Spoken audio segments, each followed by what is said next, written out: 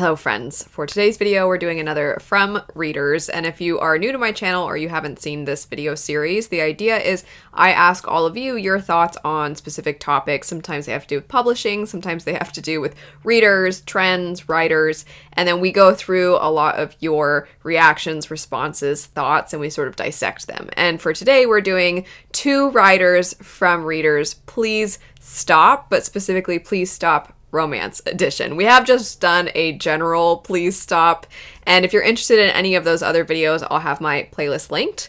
But I'm really excited because so many of you had a lot to say on this topic. There will be a part 2 where we go in depth with more please, the things that we would like to see more of, whether they be in romantic subplots or even just romance as a genre, romantasy, just in general relationships in stories. I do want to say really quick, the last one I did, 2 readers from readers, where we kind of aired our grievances with one another, basically. That one, there were so many more replies, and I really didn't get around to all that many because a lot of the things that got brought up, I think, required more time to really do them justice, and there was a lot of nuance to the topics. So I do plan to eventually do a part 2 to that one, but that's not going to come for a while because for March and April, I have other ones in mind, and what I like to do when I have these videos go up is the same day they go up, there will also be a community tab post for the next topic, and the next topic for March is going to be 2 writers from readers, female characters.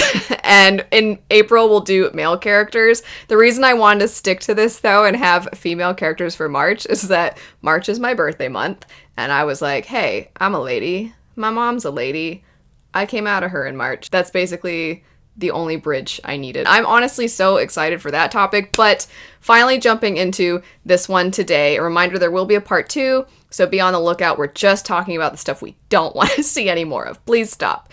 I'm going to start with my patrons, their responses. If you want to guarantee that your comment gets read, because I'll try to get through as many as possible, but there's just always so many, I can't get through them all, but I always get around to my patrons ones. So, starting with Christy. Hi, Christy. Christy has her own channel. And Christy said, stop writing romances that just hit all the tropes instead of taking time to develop the characters and their relationship in a meaningful way. And I completely agree. I know a lot of you also brought this up, so Christy is kind of encompassing one of the complaints that I think a lot of us feel. And trope marketing in general, this is something that's not just affecting romance, it's affecting basically everything, although it is really obvious in romance marketing.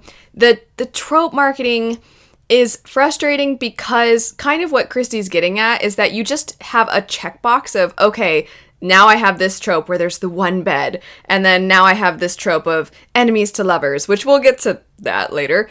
And you just have this checklist, you run through it, and then the end result is almost like, have you ever done one of those AI where you feed it some bits of information and then it presents a story to you and you're like, I mean, all right, you hit the main beats, I guess, but this doesn't actually feel like there's any substance here. That's kind of what it feels like, and it feels like an exercise in writing, which I actually think could be a really good exercise for writers, is to have specific tropes and then try to write a story where you include those, but that you have to, I will always advocate for writers writing the stories that they have to tell, not stories that try to sell. If you have something that you want to say, if you have this amazing, really creative story world, and you have characters that you feel like you don't see those characters very often, or there's a specific element of the relationships that you want to zero in on, tell that story, even if it's not the most marketable, even if the trend currently is just hit all the tropes, those are the ones that sell. Money's not, at the end of the day, the most important thing, which I know is easier said than done because you want to sell your book, of course, too. I will say, I think what needs to happen is the reverse. We don't need authors trying to hit certain tropes. We need authors to write the stories that they want to write, and if certain tropes come up, then it makes sense to maybe mention that in the marketing. But I think it was, I'm not trying to hate on Allie Hazelwood or anything like that, but I think Allie Hazelwood kind of got some people frustrated because she was saying in an interview that I think it was her agent, somebody she works with in publishing, when she was working on her second book, they pretty much just handed her a list of tropes and were like, hey, why don't you try writing a story with these? And I guess it says something that she's been able to successfully do that, but I would much rather, and I think a lot of us end up feeling really strongly toward the books where it feels like there is more substance. I'm also realizing as I'm saying all this, I'm not even zeroing in on the romance itself. I'm just kind of highlighting the trope part of this and spending, 5 minutes talking about it. But romances, I want to go back to Christy's comment, romances that develop the characters and the relationship in a meaningful way. Obviously, we can debate what meaningful is. It's going to change from person to person, but weirdly, this is not a romance, but the book that comes to mind that does so many things different, and it does it so well, is Sword of Kaigen. You do have a married couple. Their marriage does not seem the healthiest, and how that is broken down and dissected, and then how the relationship is deepened through the story is phenomenal. And there's a reason so many people praise Sword of Kaigen. And again, it's not a romance. I don't know that most people would even look at that couple and be like, I would love it if I had that relationship for myself, because you don't want it for yourself. But the way I don't want to say too much. This is going to turn into a gush about Sword of Kaigen. Regardless, yes, I think so many of us would like less trope, just hitting the checklist, and also the development in a meaningful way. The reading Stray, this comes from them. It says less toxic relationships and spicy scenes, especially if the only interaction, that's the only interaction you get between the characters. So the toxic relationship thing, I think that so many of us have seen taboo romances being marketed just as romances, or romantasy books, which aren't necessarily specifically just romance. When you have fantasy romance and you have the kind of more, being blunt, basically the abusive male character in the story and the abusive love interest in the story. And then there being this weird obsession and love of that in stories, and now you see it everywhere. I don't personally gravitate toward those kinds of stories and think like, oh, but it's so steamy, sexy. I don't know. I can't even think of the words to describe it because it's not that thing. I think there's something to be said of sort of taking ownership and control of maybe something you yourself have experienced. I don't want to speak for other people. My husband is so sweet, so I really can't speak from experience on this. And I'm not saying you have to have experienced it to like it, but I think there is something about exploring this taboo topic, and you could argue in like a safe way within a story, and maybe that's what people are gravitating toward. I'm not saying we should eliminate that entirely, but I do think that because it's had success in certain areas, you're seeing it just permeate every love interest, it feels like. Not every, it's obviously a huge exaggeration, but it feels like it's everywhere. And yeah, why can't we get more of the cinnamon roll characters? Why can't we get more of like the I'm gonna mention like just, a regular gal in a story. Why can't she just like find him nice because he did something generous, or because he showed empathy, or because he like loves dogs or something? Why does it always have to be like, I like the way he growled at me and the way he like told me what to do? Again, I understand why there might be a space for it, but there's too much. I think that's what a lot of us, what it comes down to, is when things get to be too much, it can be frustrating. I will add, with the concept of toxic relationships in books, I think they can be explored in a way where it is very realistic. I'm trying to think of the one, oh no, it's the Dracula one. I'm totally spacing on A Dowry in Blood. Sorry, that was probably really aggravating to watch me just think. A Dowry in Blood explores a very toxic relationship, but it's obvious it's toxic. It's not romanticizing it. It's about how to come out of that, which you, I guess, could say that's not really a romance.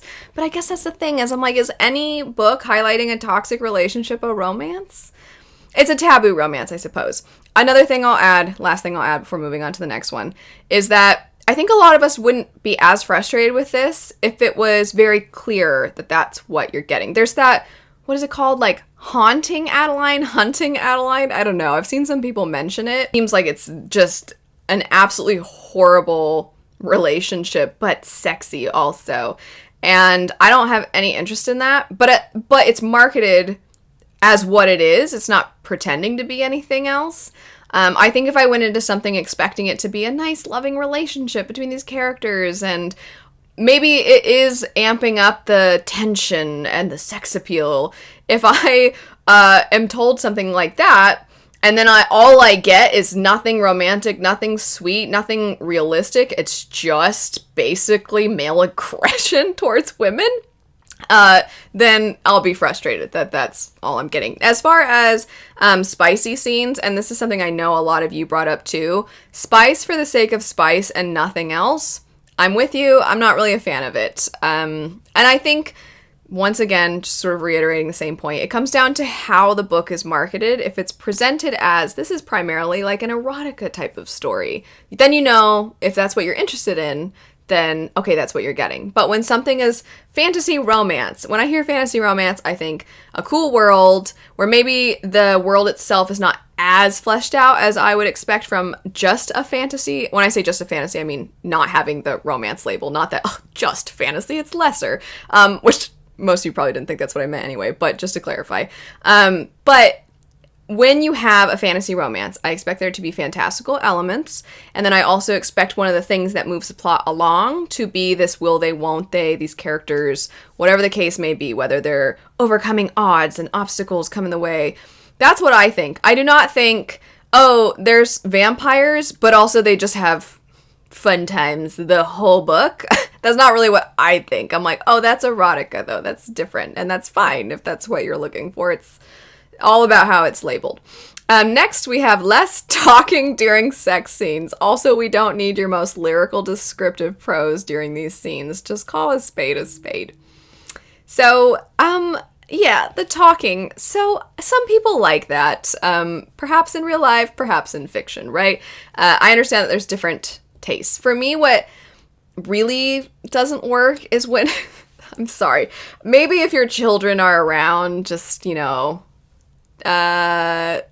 that this might get into an area where they perhaps have questions. But when it's when the mouth is occupied, I'll say, how are they also carrying a conversation? That's what I want to know. I'm like, that takes some skill, I guess. I don't know. Thinking of an Iron Flame, there's a scene that involves that, and the guy like keeps talking to her and I'm like, dude, there's no way. I'm sorry, but I'm like, it can't just be like a little bit and then stop and talk and then a little bit, because the character in her head, it's like, I'm right on the brink. She's right on the brink for so long. And I'm like, well, I feel like at some point, if we're on the edge of the cliff, at some point we're like, oh, I'm no longer on the edge of the cliff because he won't stop talking. I'm not a fan of that kind of, because I'm like, how is this working? That's what I always end up thinking. And then I also just find sometimes it's just so cringy, and I'm just like, no.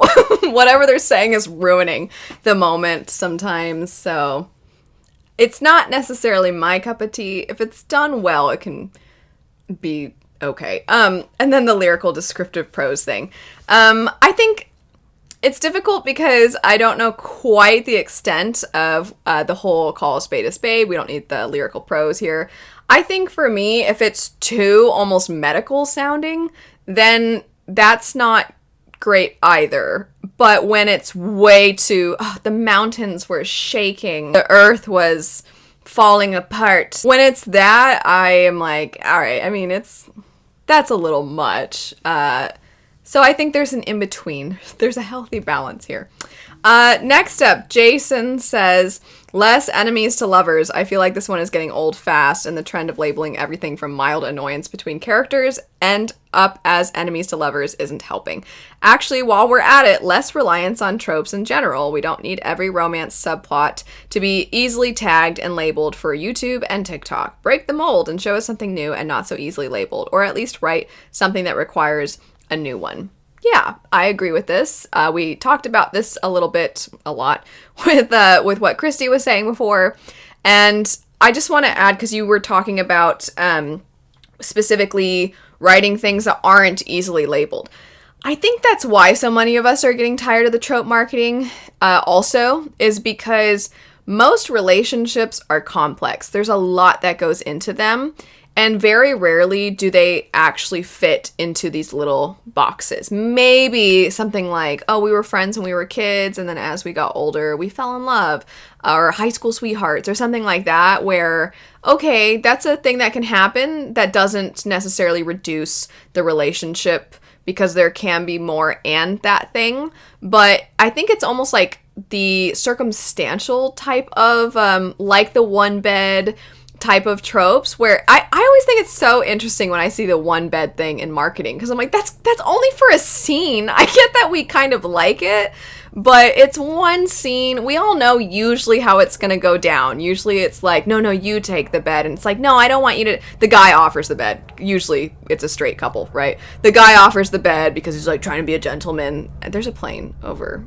It's loud. I don't know if you can hear it. But, and then the woman is like, no, like, we've been riding our horses for so long. I know you're tired too. Just get in the bed. It's fine. Every now and then an author will kind of tease you, where you'll see in the scene that there's one bed, and then they do something completely different. And then that's kind of like, I know what you were wanting, reader, and I played around with it, and that can be fun. And I don't mind there being one bed in a scene. It's just so odd to me when it's in the marketing, because I'm like, okay, but like other people can share beds too. Sometimes there's one bed and it's a whole family. Sometimes there's one bed and it's like you and your friend. So it doesn't necessarily mean anything when it comes to the romance. It's all about what you do with that particular trope. Anyway, sorry, I really went hard on that one specific trope. Next up, less miscommunication drama, third act breakups, making it seem like cheating on a partner is cute or secretive and sexy, focusing only on the sex so that I'm left wondering, wait, why do they like each other? Characters withholding sex to get what they want, less of the born yesterday trope where the female character is so unfamiliar with the world she's in that she's interesting/hot because of her ignorance. You have so many great things in this. I'm going to touch on the born yesterday. If you've never heard of this trope, I think it's very common in sci-fi, where there will be this mysterious, like this robotic type woman who is, of course, like conventionally perfect.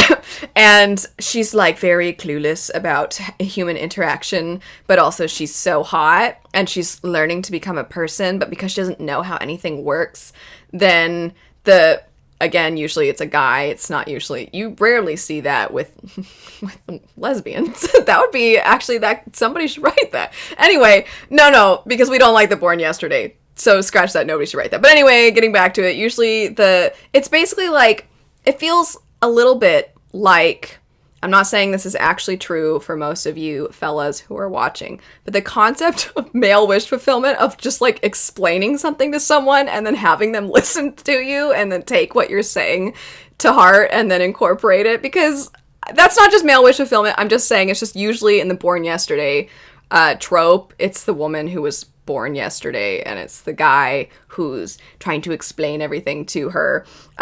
It could be, I guess, lady wish fulfillment too. Like, wouldn't it be nice if I told somebody what you're supposed to do or how things work and they actually listen to me? That would be great. I think that's just human wish fulfillment, actually. But when it's like, I love that she's so clueless, it makes her so hot. It's gross. I'm like, just get a doll, just let's not carry this into sci-fi. It's not sexy. It's weird because it's very like childlike, and that's gross. That's gross. I don't like that. And then getting to some of the other stuff. The cheating. No, I don't even think I need to elaborate on that. It's not cute. No, it's not. We'll just leave it at that. Miscommunication. So many of you brought this up. So yeah, nobody likes it. No one likes it. There are times where miscommunication is realistic. And if that's kind of a thing that you're exploring, is maybe there's a certain character that in the past they hesitate to tell people things because when they have maybe asked for help, they haven't received it. And they've kind of been, they've learned that when I ask for help and I am vulnerable, it hurts that much more when nobody responds to that. So then when they do need help, they don't say anything, but maybe they're building up frustration and resentment on a subconscious level toward the love interest, whereas the love interest, if they were just to know that that's how the person is feeling, they would definitely help them. They would do something differently. They would try to support them in whatever it is. That would be a realistic version of what you could categorize as miscommunication or lack of communication that I think a lot of people could really, really relate to. Because I've experienced that before where I've reached out and said, hey, I just really need help with this. And people will say, oh yeah, of course, anything you need. And then when you actually are like, can you do this? You either don't hear from them or they're like, oh, I can't because I'm just like so tired. And you're like, all right, so just say you can't from the start, because now it makes me feel even worse. So many of us can relate to that, and I think that would be miscommunication in a way that's actually the kind of stuff that connects us to characters and would connect us to relationships, where you're like, oh, that's realistic. I've experienced that too. Focusing on the sex so that I'm left wondering, wait, why do they like each other? Yeah, usually it's because, that stuff is good and the person's nice to look at, which is not compelling for basically anybody. So yes, I agree with basically everything. And the third act breakups, I understand that usually you can't just have things be sweet the whole time, which there's a little part of me that's like, why not? I know that most of the time you need conflict in a story of some sort, but in romances, I'm like, why can't they just fall in love and then work through things and then be happy? Why can't we just have that? Why does there have to be this unnecessary drama? I do think there are instances where the third act breakup can be done really, really well, where it's more of like, I have family back home that needs me and you can't come back with me, and this is going to be really difficult on our relationship. Maybe we only just started to fall in love, but I wasn't expecting this. That kind of third act breakup, again, realistic. A lot of people experience that, and I think that would be okay. But the random, just like, wait a second, so it turns out that you actually, whatever, fill in the blank random thing that doesn't ultimately matter. Miscommunication, next, we're going to the next one. So we covered that. Cheating, covered that. Teenage anything and two-dimensional characters. Yeah, I think, so I think that there are times where it makes sense in stories to have young people falling in love. Because young people, so many of us start to realize we have feelings toward other people that are more romantic in nature when we're pretty young. So it makes sense that you would see that reflected in stories, specifically, oftentimes stories that are for that target audience. I think it's when we have these, we'll use the example of fae, where you have these fae romances where again, it's almost always the guy that's older. The guy is basically 1,000 years old and the girl is 16. And you're like, that's a little weird. That's weird. That's really weird. Why? What do you have in common? Damon said, less cliche-driven plot conveniences. Ugh, there are too many to mention. Watch the Hallmark Channel for a couple of days and you'll have a nice list. I think cliche-driven plot conveniences is really similar to the trope thing. So I feel bad to be like, well, we already covered that, but we kind of did. So, but yes, agree completely. Dan says, please stop with the automatic love and devotion from the female protagonist to the male protagonist. Proximity doesn't equal love, especially when it's an unhealthy relationship from the start. Quote, so I'm your prisoner? OMG, tell me what I can do to help you reclaim your throne. Yeah, Dan, 100% agree with this. And I think usually there's this idea that the female character in her head is like, well, I'll make him think that I'm helping him, but as soon as I have the chance to escape, I'm going to escape. And then that doesn't happen because she already has the hots for them. I do feel like a little bit the book Chaos and Flame falls into this a little, where she's basically taken hostage and they're holding her father figure captive. And she just immediately starts to find one of the characters attractive. And I'm like, no. Fine if you notice they're good looking, but to be attracted to them, not a fan. I do think, even though I didn't love the conclusion and continuation into books 2 and 3 of Curse So Dark and Lonely by Bridget Kemmerer, I think one thing that really took a lot of people by surprise is that when the main character, Harper, I think her name is, It's a Beauty and the Beast type of story / portal fantasy. And when she's taken to this land, they're like, well, you need to help him break this curse. And she's like, no. And she leaves and she's trying to escape. That, I think so many people who read that book were like, okay, I can get behind this girl. This next one, it was really sweet. Allie is talking about kind of the opposite. So it's not necessarily a please stop. It kind of is almost like I'd like to see more of this. But you'll see what I mean when we get through it. Kind of the opposite, but I wish that there were more friendships between men and women in books rather than every friendship between a man and a woman ending in romance. Growing up, whenever I had a male friend, it was assumed by many that meant we were dating or going to date. And I think that's at least partially due to media portraying all friendships like this leading to romance. Oh, and one more. Why are people's lips always swollen after kissing? Every romance book I've read says that, and I often wonder if they need a doctor. When they talk about their lips being swollen, I'm just like, did you get stung by a bee in the middle of intercourse? As far as the, you'd like to see more friendships, I think that what's frustrating is there are instances where the characters are friends, and it kind of feels like the author wanted them to be friends, but somebody in publishing was like, honestly, romance sells better, so you should have them fall in love. And that's really sad. I would never want, and I know it happens all the time, I would never want authors to be pressured into writing it. Some authors are so good that they can actually do a great job writing it, even though they wanted them to be friends initially and you would never have realized. But I do agree it is really nice when you see in books where characters, I think Spensa in the Skyward series has a friend that's a guy. It's basically her best friend. And that's so nice to see, especially in a young adult story. My best friend growing up was a boy and his family really wanted us because like they really loved me and I loved them. So they, even when I went to his wedding, they told my husband, they were like, we always kind of hoped that these two would get together. And I'm like, maybe don't say that at their wedding.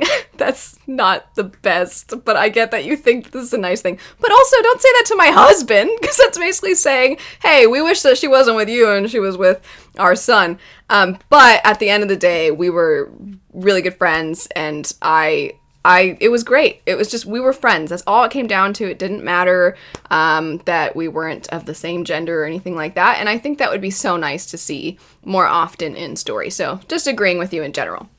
Elsa says, stop instantly getting the hots for each other and getting it on the first book in a series. My favorite fantasy romance is Emperor's Edge.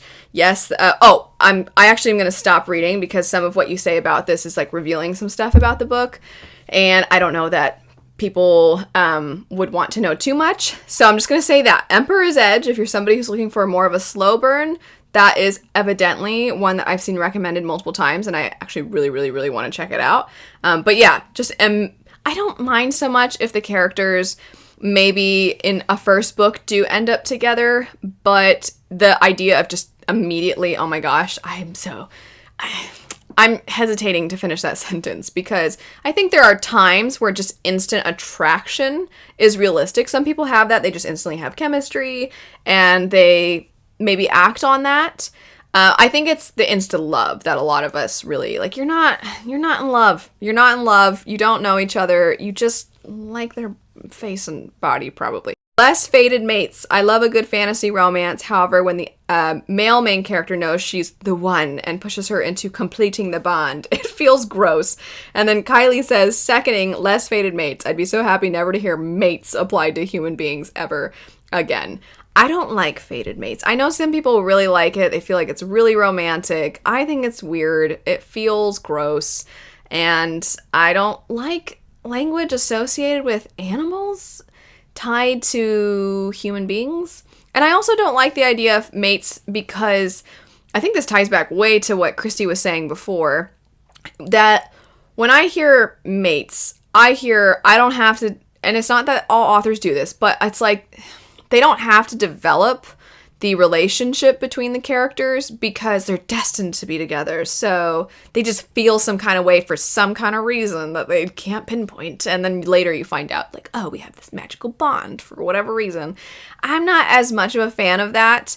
I think somebody, and maybe I have the screenshot, I think I saw somebody say they actually would love to see the idea of mates fated. I don't think they described it as fated mates. I think they called it the red string, that string of fate, where that's tying characters together, but then they learn to break that string because they realize we aren't good for each other, or we have our own lives that we want to explore that are separate from one another. And I'm like, I would read that.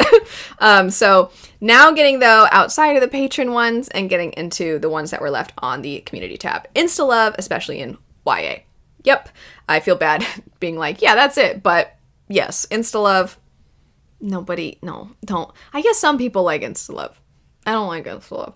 Making someone, usually the girl, fall for someone who is controlling and even abusive. I know that a lot of times what can transpire with abusive relationships is they don't start abusive. They start okay. And then as the relationship is building, the reason it's very difficult for people to get out of the relationship is because they have fallen in love with this person and they've been with them for a long time, and the abuse got worse and worse and worse the longer they were together. And there are some manipulative things that people can say, like, oh, you can't leave me because I don't want to say the type of things people will say, but they can be very manipulative. Like, you have to stay with me. There's also this romanticized view of, I'm not saying it can't go both ways, but I've seen it more often associated with the woman who sticks by her man through tough times, where if somebody is harming you physically, emotionally, if they really mistreat you, it's not okay for anybody, regardless of what we're talking about, specifically with who is in what role. If somebody is mistreating you, you don't have to stay with them. They're mistreating you. If they loved you and respected you, they would do everything they could to try to ensure that that does not continue. So yeah, abuse in stories, it's usually seen as this, like the person is not hiding the way they are. It's just right from the bat. I'm possessive. You can only do what I tell you. And I'm going to, even if you say you don't really want it, I'm going to do whatever I want. That kind of stuff where you're like, no.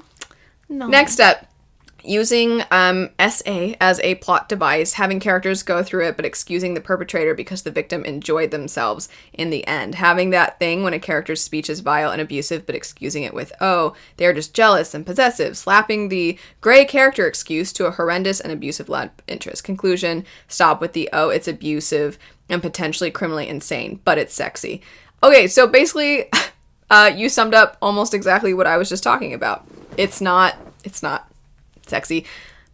I know we talked about before that maybe there is something to be said of feeling like you can take ownership of something you've experienced in the past. I'm sure there's other things as well, but it's not abusive. Abuse is never, it's not. If you've experienced it, if you've been a child in a home where somebody's abusive, it's not. It's not. Anybody that has experienced it knows that. Just right, healthy relationships, focusing on communication, understanding, emotional connection, mutual support, etc. It is possible to write them and still have the book be good, and portray strong bonds between family, siblings, parents, mentors who actually look out for their loved ones, etc. Yeah, I know that sometimes in books a character is an orphan or they're away from their family, so they don't have that. But part of what makes relationships so interesting is not just the relationship between those two characters, but how do they support one another when they are having to support other people. So if you have in a story, maybe a character, something happened to their sibling and now they're taking care of their sibling's kids, how does the love interest help with that? I think a book, which is not following this exact same concept, but The Very Secret Society of Irregular Witches, you have a character who is teaching these young girls, and there is another character that also works with those characters, the little girls. I'm saying characters a lot, so hopefully it's not getting too confusing. There is an adult man, an adult woman, and there are 3 little girls, and both of the adults are teaching the young girls, and the man is very protective of them. He's known them for a long time. When the woman enters the picture, he's very unsure, and how they work together to do everything they can to enrich the lives of these young girls is so cute and so wholesome. And then it's like, are they going to fall in love along the way? And it's great. That's great. That's why I think so many people really love that story. And I'm using that one example, but there are other things as well. If the character has a mentor figure or an adult parental type figure. They're caring for them. How does the love interest help with that? That's something so many people can connect with, so many people can relate to. Miscommunication. I loathe miscommunication. The two characters are allegedly adults, and neither can be like, hey, I thought I saw/heard fill in the blank that made me feel like shit. Can you explain what happened? Instead, we get like 5 chapters of angst before they resolve the conflict that was dumb and should have taken 10 seconds of adult conversation to resolve. I do not need to elaborate. You explained that perfectly, and I 100% agree. Writing good romance and writing good fantasy are not mutually exclusive. Thank you for saying that, because I completely agree. You can have both deep world building that is consistent and makes sense, and be focused on a romance at the same time. Too many romantasy books seem to be written as though the fantasy is just a quirky backdrop rather than an important element that needs a lot of care and effort. I'm only going to extend this by also saying that for fantasy itself, if you're gonna have a romance in the story, it doesn't need to take over. It doesn't need to be one of the main plot points. But if you're going to have a romance in the story, you should take care to do a good job of it. So both things are true. If you're gonna do fantasy romance, the fantasy should still, the stakes should make sense, the world building should make sense. And if you're gonna do fantasy with a romance within it, the romance should not just, be basically like Lon, what's his name? Lon from Wheel of Time. It's been a long time. And his love interest, I won't say too much, but basically it's like, you figured out how to follow us?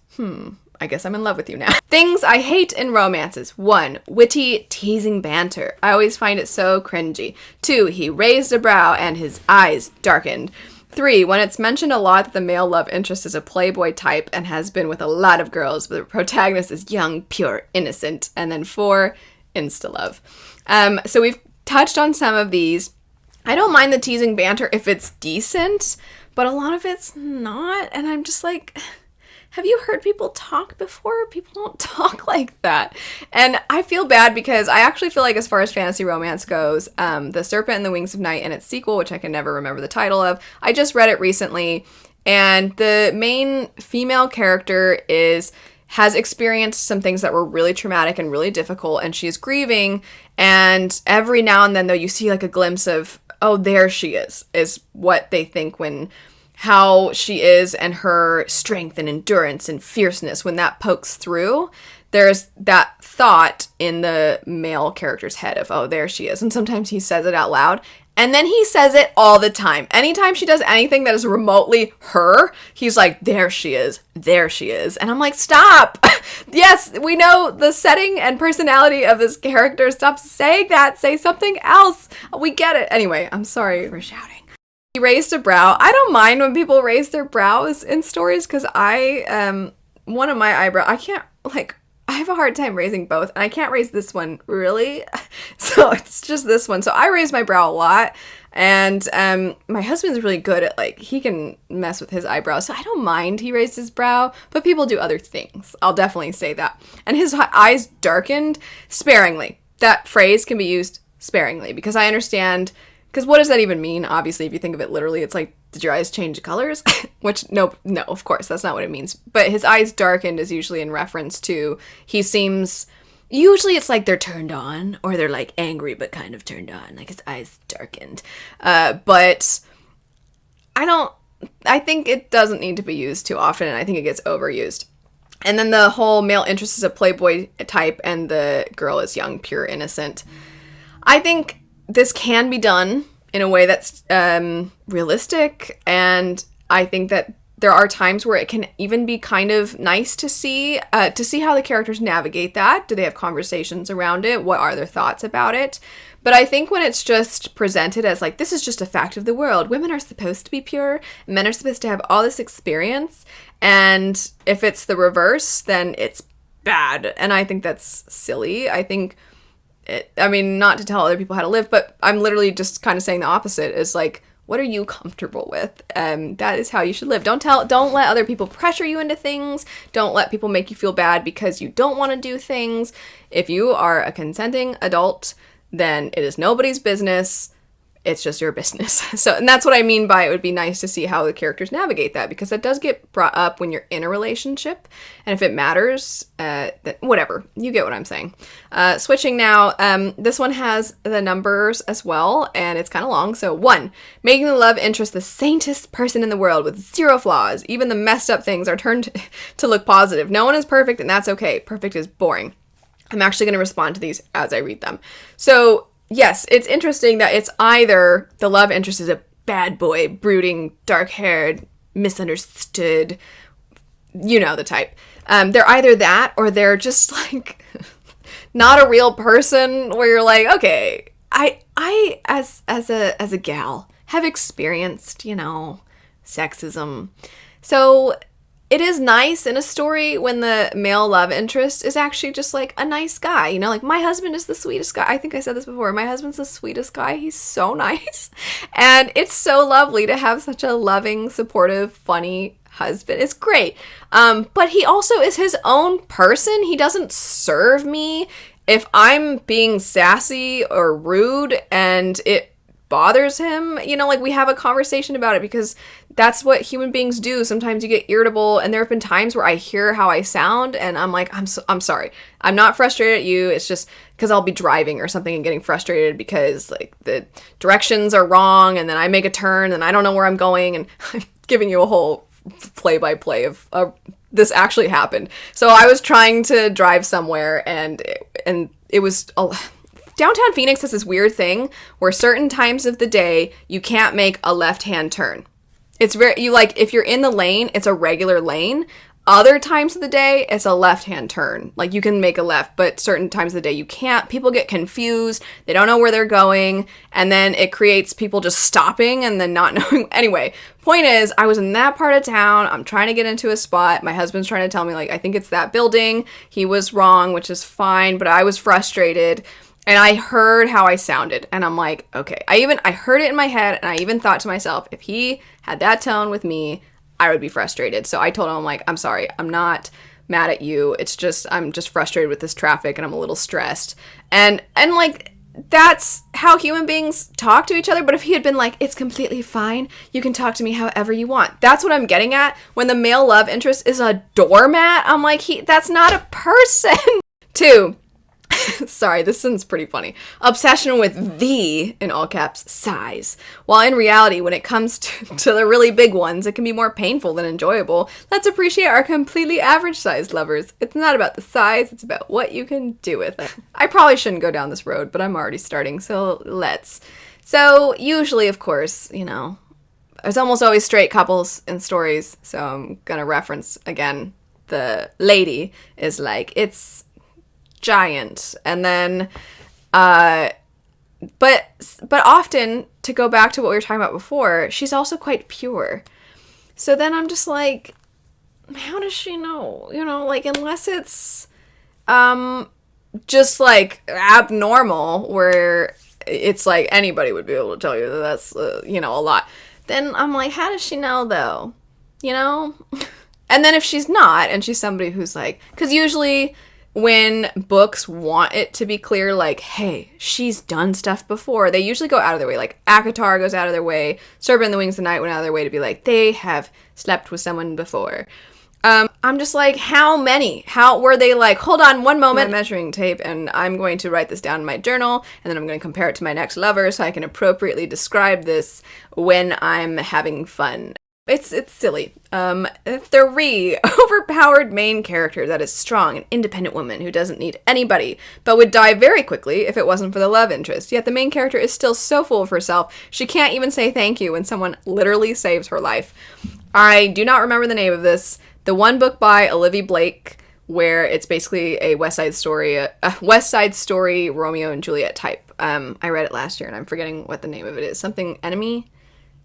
Anyway, there's a scene in that book where there's a guy who's being gross, and he is being sexist, and he is mistreating this girl in the story, and she's like trying to get away from him. She's like, stop, and she walks outside, and the guy's really, again, like basically harassing her, borderline assaulting her. And another guy comes into the picture, and he's like, whoa, no, right? And then the girl's like, I didn't need you to help me. And I'm just like, okay, time out. I I think anytime somebody's harassing another person, I think it's great when other people are like, hey, is everything okay over here? Are you all right? You know, we need people to actually do something. It doesn't matter if it's a guy. It doesn't matter if it's a girl. Because if it was a woman in the story and she was like, hey, are you all right? Is everything okay over here? I don't think the girl would be like, I don't need you to ask. You know, it's this weird, it's pushing back on this idea of women need to be saved all the time.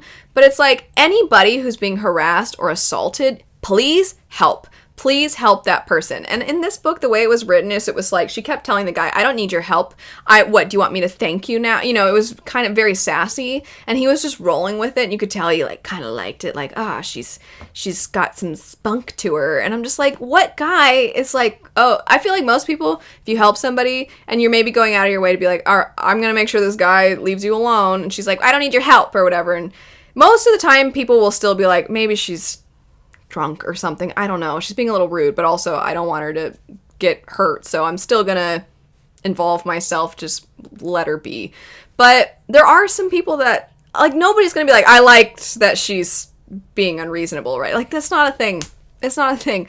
And I want to say, it doesn't just need to be girls. If a guy is being harassed or abused in a book and a girl or a guy or whoever, a dog runs into the picture and helps, I'm just like, great, that's great. It's not okay when people are harassing other people, you know? Fake dating, it must be stopped. At this point, if I see it's a fake dating trope, I don't even read it. Also, if I have to read good girl one more time, I'm going to scream. Yeah, I mean, I say good girl to my dog, you know, and she's so cute. It's like anything, it gets overused. Here's where I'm going to go with this.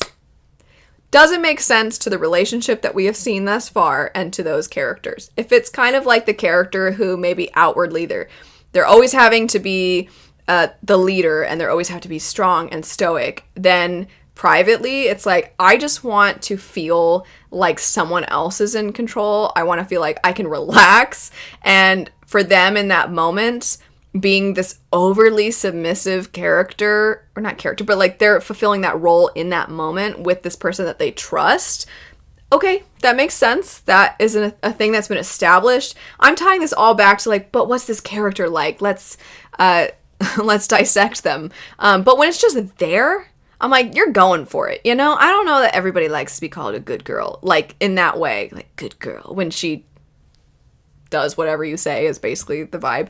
As far as the fake dating trope, I don't mind fake dating, but I think at this point it's overused and it's so unrealistic.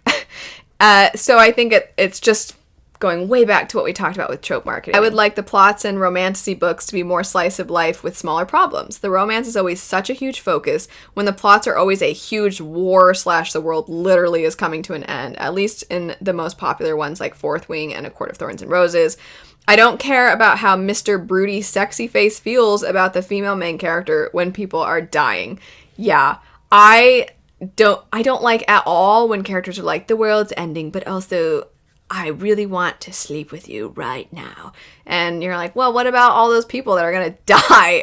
So I really like the idea of us kind of combining cozy fantasy with romance a little bit more often. And I think that would be really successful. I mentioned Very Secret Society of Irregular Witches earlier, and I think that one fits into that quite well.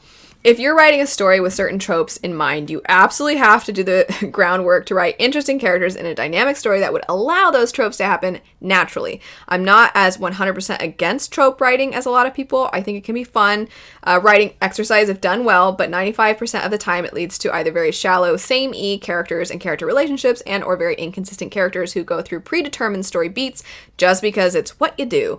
I don't want to read a romance that feels like the writer was clacking two dolls together as fanfic or an off-brand ACOTAR. I want to get to know two or more characters and why they feel their feelings for their unique reasons. I know that this comment touched on so many things that we have talked about already, but I really liked the clacking the two dolls together imagery. I found that really funny, and I just thought you captured so well what I go on and on and on about. This next one has the numbers system. 1, the male main character growling. Nope, I have to elaborate on that. who growls? Nobody's like at their, maybe some people do, but it's never written as like this kinky specific thing that this couple likes. It's never, it's like a natural thing that apparently men do, and I'm like, I don't feel like guys do that. I don't know, maybe I just don't know what I'm talking about, but I don't feel like they do. 2, third act breakup, just stop. 3, miscommunication trope. 4, enemies to lovers that are actually either just miscommunication or low-key dislike to lovers. 5, all covers looking the same. And 6, love triangles. We all know who is endgame anyway. I can't believe how long it took for love triangles to come up. Okay, that just kind of tells you where trends have gone in the last few years, because I think it was only a few years ago that if you asked people, what's your least favorite trope, they'd be love triangles. That was almost everybody's answer, it felt like, to anytime they did a tag that had a question like that. And I can't believe it took this long for us to get to love triangles. I wonder if we're going to see a comeback. I bet we're going to see a comeback of love triangles. I bet we're also going to see thruples be more of a thing, because it's like vampires. Everybody got sick of vampires for a while, and so we've kind of stopped seeing vampires, and now all of a sudden we're getting tons of vampire books again. So I bet the love triangles are due to come back. It's like fashion, you know? It always comes back around. No more, he smells like cinnamon and pine needles, and his jaw clenched. And then I really liked the reply. Nothing is sexier than a Christmas tree. And can I just say, when I saw that, 1, I did actually laugh out loud. But 2, somebody has to have written a satirical novel about a person falling in love with a Christmas tree, right? Because can't you just see that? Isn't there one about a person falling in love with a door? So I think somebody has to have written a person falling in love with a Christmas tree.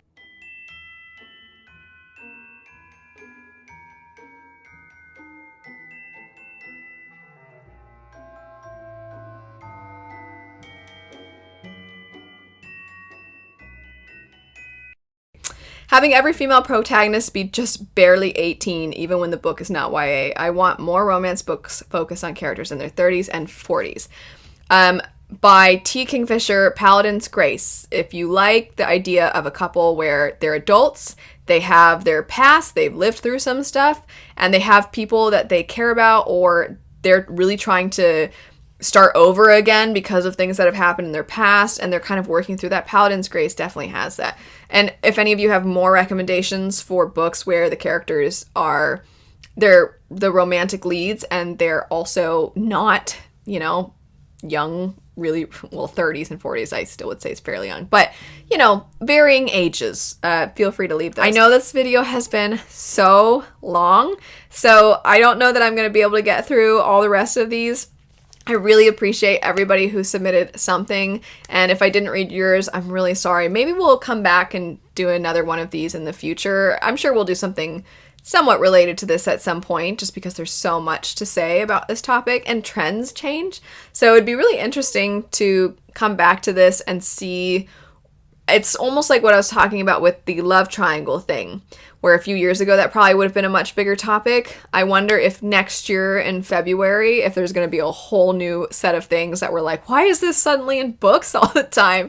But anyway, thank you to everybody who submitted an answer. I really enjoyed getting to read your thoughts. I really enjoy reading your thoughts in general anytime I do one of these videos, so I'm really glad that a lot of you seem to also enjoy this.